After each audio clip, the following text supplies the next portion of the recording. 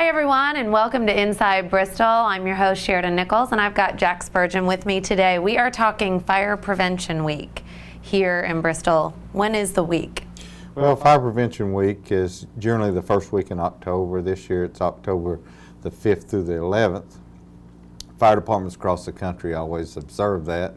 And we try to do other things throughout the year to get the safety messages out there, but that's the national week for Fire Prevention Week, so we hit it pretty heavy with the schools, civic groups and places like that to teach that safety message and get it out there. And we always do an open house to kick off Fire Prevention Week, so we'll have an open house on October the 4th at our central fire station from 10 to 2, and we've got a lot of activities planned.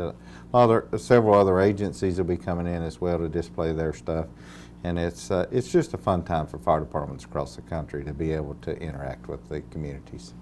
So you all definitely need to mark your calendars and come out to the open house and check out the trucks because they really are cool. Yeah, and when we think about the fact that just last year alone there was 1.3 million structure fires that fire departments across the country responded to, and that was a decrease of about 13.5%. But when we talk about fire-related deaths with the non-arson fires, that was about around 3,400, which is an increase of about 3.5%. Wow. And then there was a decrease in fire injuries, but those are still high numbers when we talk about the fact that across the country we still have that alarming amount of fires, fire deaths, and fire injuries.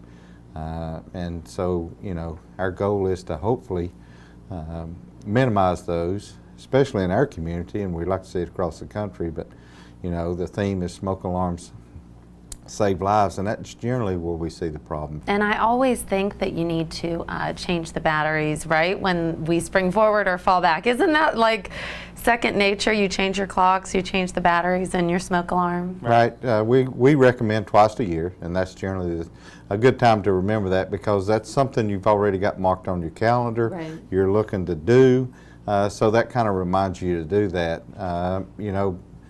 And some people now have the 10-year lithium batteries in those, so because your smoke alarm should be replaced every 10 years, even if you haven't had an incident, because the components can start malfunctioning. So if you get the 10-year battery, then you don't necessarily have to worry about that, but there's still those single stations that's got the 9-volt batteries in them, so plus your hardwired in still has batteries in them. And a lot of people don't realize hardwired smoke detectors still have battery backup in case your power goes out. So those need to be changed twice a year. And you could get really techy if you want to replace them and, connect them with your smartphone and all of these cool, they've got some really neat gadgets out there for smoke detectors. You can, for a lot of places now, because hardwired is the best practice, because that's what they recommend on all new homes, and, putting them in every bedroom, centrally located out in the hallways, and then one for each level. But if you have places where you can't wire those in, if you can get one smoke detector wired in now, they call what they've got a home run, and then you can take the rest of them and program them into that one, and all will go off when one goes off. So yeah, you're right, there's a lot of new technology out there that really helps us when it comes to these fire deaths and so forth. So what's the main message that you get across during this week when you go visit the schools? I think the biggest thing is in our workplaces and other community-related places where they're required to or just do fire escape plans, that's one thing I think we lack when we talk about fire safety plans at the home, because we don't develop those, we don't practice them, and all of our family members should be a part of that development. And if they know how to react in a fire situation, minutes count when it comes to the fact that fire deaths occur. And when fire occurs, let's say your smoke detectors fail or they don't work, you got to react quickly, because fire doubles and triples in size every minute. So you want to make sure if you've noticed that or the smoke alarms go off, you know where to go meet, because we've had parents who've perished in fire situations where they didn't have an escape plan, didn't know their children got out on the other side of the house or maybe on a different level, than what they sleep on, because most fires occur between 6 p.m. and 6 a.m. And so they went back in looking for their kids and overcome by the smoke and gases. And you know, if we had those plans, had that meeting place, practice those a couple times a year, then those are deaths that would be prevented.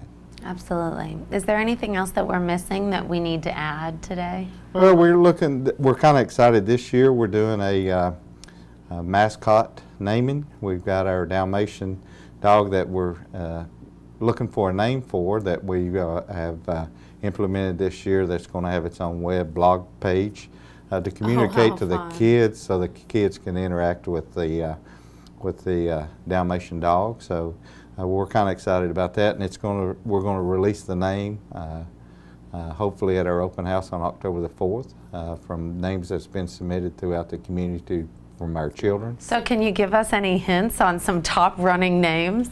Well, you know, we don't. I'm not thinking it'll be Rover. Well, no, but you never know. You never know. We'll just see what comes in. So wait, when's the last opportunity for people to submit names? Well, our open house is on October the 4th, which we're hoping to have that nailed down by October the 3rd.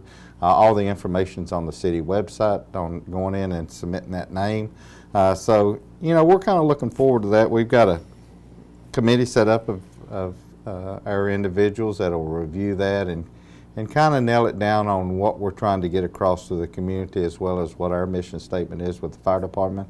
So we're looking at those things, and it's kind of exciting to see what really will come in, because, you know, kids are, they're pretty creative. They're honest, if you want to say the truth. So, you know, and we've got some photographs out there. I think Smokey might be in there, something like you know, this. It could be. You never Who know. knows? This is great. Well, look, thank you so much for being on today, and stay with us. We'll be right back.